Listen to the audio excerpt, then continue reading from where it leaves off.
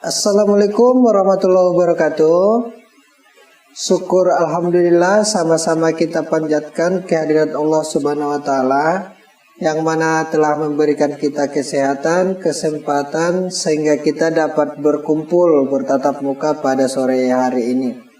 Salawat bering salam ke Nabi besar kita Muhammad sallallahu alaihi wasallam yang senantiasa kita harapkan syafaatnya kelak di kemudian hari nanti. Selamat sore buat ibu-ibu semua. Apa kabarnya nih semua nih Bu? Apa semua dalam keadaan sehat?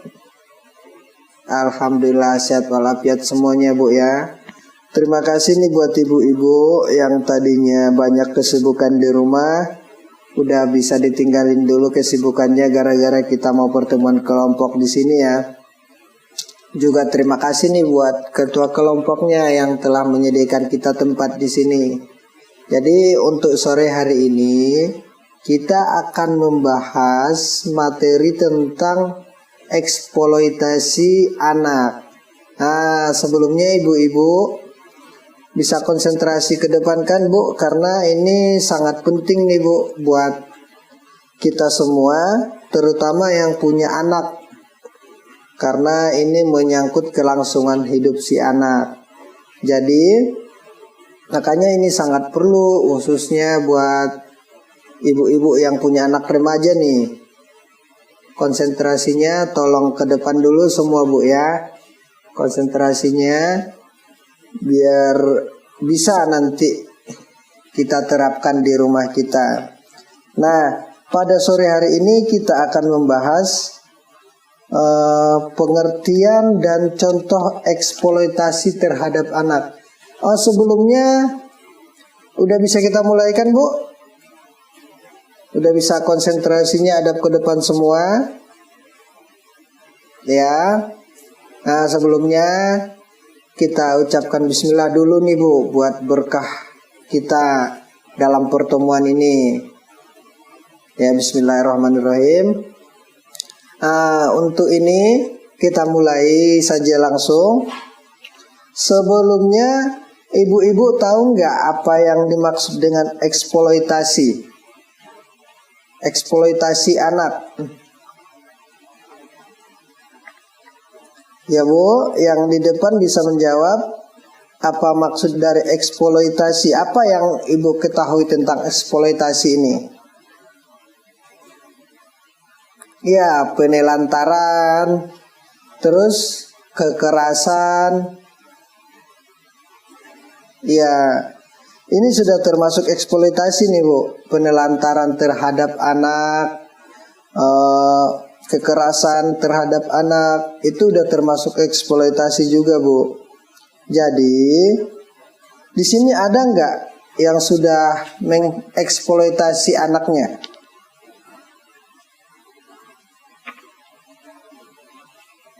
Ya, maksudnya menelantarkan, menyuruh yang bukan kemampuan anaknya lagi, misalnya menyuruh cari duit, cari ini, ada nggak? Ada, tapi untuk bantu saja ya Bu ya.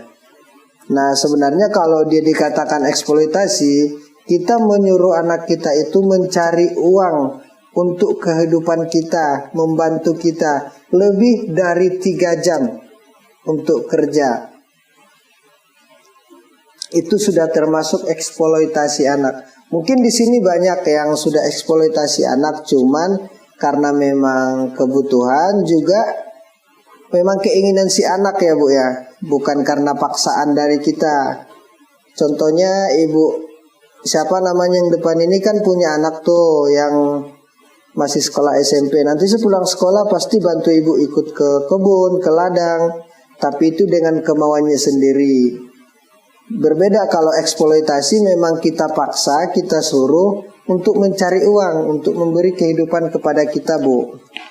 Ini memang tidak jarang, tapi tidak menutup kemungkinan juga kalau di desa terjadi seperti ini. Tapi di kota ini udah sering nih Bu, eksploitasi terhadap anak. Jadi di sini ibu-ibu udah pernah nggak menyuruh anaknya untuk mencari uang? Ini permintaan dari ibunya, bukan si anaknya yang minta untuk mencari uang. Bagaimana, Bu? Nggak ada ya, alhamdulillah. Kalau nggak ada berarti kita nggak termasuk mengeksploitasi anak. Karena ini memang tidak boleh, Bu. Karena sangat merusak kelangsungan hidupnya nanti kalau misalnya dia terbiasa mencari uang. Jadi sekolahnya akan terganggu, bermainnya juga akan terganggu, cara belajarnya terganggu, istirahatnya terganggu. Makanya ini sangat merusak nantinya kepada si anak.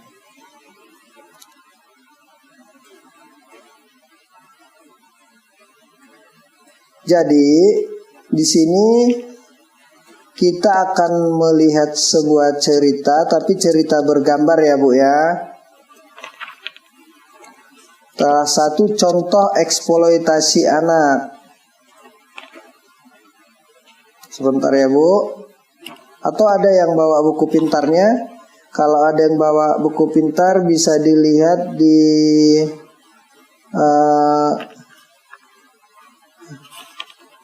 Richard set 1. Itu lembar kerja LK 1204. Di sini sudah jelas akibat eksploitasi anak. Pada eksploitasi anak ini, si anak disuruh berjualan koran. Disuruh orang tuanya berjualan koran. Ini termasuk eksploitasi nggak, Bu? Ya, termasuk karena dia sudah disuruh untuk berjualan koran. Kalau memang ini hanya kemauannya saja dan tidak menyita waktunya untuk belajar, ini tidak termasuk. Tapi karena ini disuruh dan dia juga berjualan di waktu-waktu sekolah. Makanya di sini terlihat jelas di gambar. Dia sempat melihat anak seusianya sedang berada di sekolah. Sampai dia mengatakan, kapan ya aku bisa sekolah? Ini yang timbul pada perasaan si anak. Tapi dia nggak bisa sekolah karena disuruh mencari uang. Nah, setelah dia selesai berjualan koran, dia akan menyetor hasil pendapatannya kepada orang tuanya. Hari ini hanya dapat segini, Pak. Inilah yang berada di gambar 3. Dia menyetorkan uang yang didapat untuk berjualan korannya sehari kepada si bapak. Dan untuk gambar poin keempatnya, dia melihat betapa senangnya anak-anak seusianya dan sebayanya itu ketika lulus dari sekolah. Sangat gembira, loncat-loncat, sedangkan dia hanya memegang koran. Senangnya bisa lulus sekolah, katanya. Di situ sudah jelas tergambar bahwasanya eksploitasi anak ini memang tidak boleh karena anak seusianya itu masih anak usia belajar. Jadi taraf dia untuk berpikir belum bisa dicantumkan untuk mencari uang. Dia masih bisa belajar, bermain dan sebagainya. Jadi di sini sudah jelaskan, Bu, bahwasanya si anak tidak merasa senang gara-gara eksploitasi yang dibuat si bapak kepadanya. Dan di sini ada juga contoh contoh bergambar juga. Ini eksploitasinya terhadap semasa bayi. Di sini si bapak meninggalkan si anak dengan orang tuanya, dengan ibunya. Sampai-sampai si ibu mengatakan, jangan tinggalkan kami, Pak. Itu yang terucap dari si ibu. Jadi ketika si bapak sudah meninggalkan orang tuanya, si ibu, jadi si ibu ini perlu untuk mencari nafkah kepada si anak. Sementara si bapak sudah tidak tahu perginya kemana. Dan saat itu si ibu mengatakan, kalau ibu tidak sanggup merawatmu lagi nak. Itu yang terucap dari si ibu. Sampai-sampai si ibu kerja harus gendong si anak tadi. Dia harus menggendong ketika dia mencuci pakaian. Padahal di sini kan sudah jelas ketika si ibu mencuci kain, ini deterjen yang dipakai tidak bagus untuk si anak. Padahal si anak ada di gendongan si ibu. Dan di sini juga sudah jelas bahwasanya majikan si ibu ini merasa tidak senang melihat si ibu membawa anaknya dalam bekerja. Dan pada saat itu juga si ibu menjual anaknya karena tidak bisa lagi untuk menjaga si anak. Dia menjual kepada orang-orang yang tidak bertanggung jawab dan dibawa oleh orang yang membeli si anak tadi. Demi mendapatkan uang, si ibu rela mengorbankan anaknya untuk dijual. Padahal yang membelinya ini juga memanfaatkan si anak bayi tadi untuk dibawa meminta-minta. Nah, di sini berarti eksploitasinya si anak yang tinggal kecil oleh bapaknya dijual lagi oleh ibunya. Berarti nggak ada senangnya ya jadi anak kalau sempat terjadi begini ya Bu ya.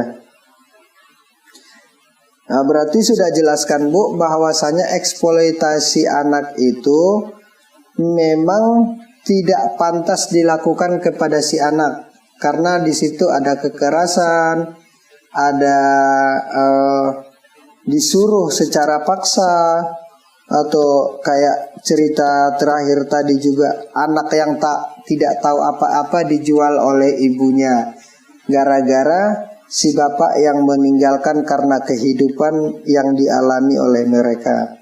Jadi untuk itu ada yang masih kurang jelas, biar lebih kita perjelas untuk ibu-ibu.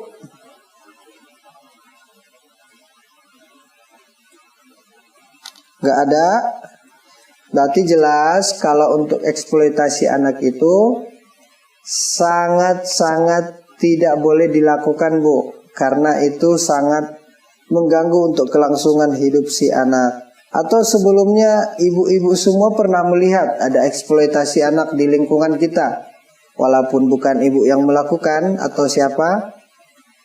Tidak ada ya, alhamdulillah. Kalau memang tidak ada, mudah-mudahan untuk kedepannya juga jangan ada yang sempat mengeksploitasi anaknya ya Bu ya, karena ini sangat bahaya efeknya terhadap si anak.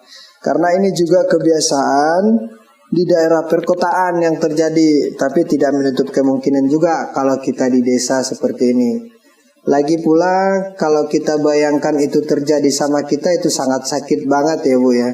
Karena seusia kita masih belajar di bangku pendidikan, kita harus disuruh bekerja untuk mencari uang, untuk cari kehidupan. Baik itu untuk kepentingan anaknya, kepentingan ibunya, kepentingan bapaknya, bahkan kepentingan yang lain-lain. Berarti itu tidak seharusnya kita lakukan terhadap anak kita ya Bu ya. Mudah-mudahan juga untuk ke depan kita sebagai KPM tidak melakukan itu Bu. Karena apalagi untuk mencari uang, memang benar uang tidak ada cukupnya, tapi kita kan ada dikasih untuk keperluan anak, dikasih sekali per 3 bulan, itu kan masih bisa kita pakai. Jangan kita paksa anak kita untuk mencari uang, walaupun keperluannya itu sangat penting, sangat paksa dan lain-lain. Kita mungkin bisa cari alternatif lain, cari kerja tambahan, atau mungkin bisa mengajak anak tapi dengan cara membantu, bukan karena paksaan seperti itu Bu. Nanti bisa dipahami semuanya Bu? Bisa dipahami? Atau ada lagi yang kurang jelas biar diperjelas? Nah, kalau nggak ada lagi biar kita akhiri nih sesinya. Tidak ada, berarti udah pas semua Bu ya. Nah, sebelum kita akhiri sesinya, berarti sudah jelas kita simpulkan saja bahwasanya eksploitasi anak itu adalah kekerasan dan pemaksaan terhadap si anak.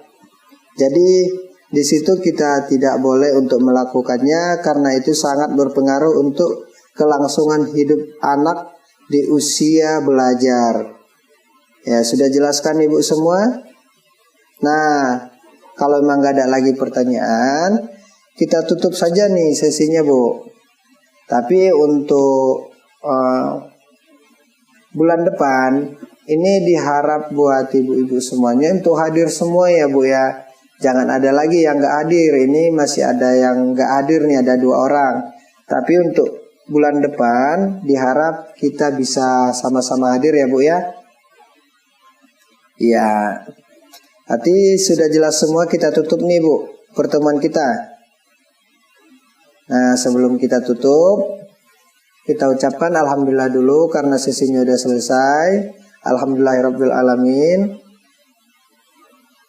Sebelumnya kalau ada kata-kata saya yang kurang tepat atau menyinggung perasaan Ibu, saya mohon maaf.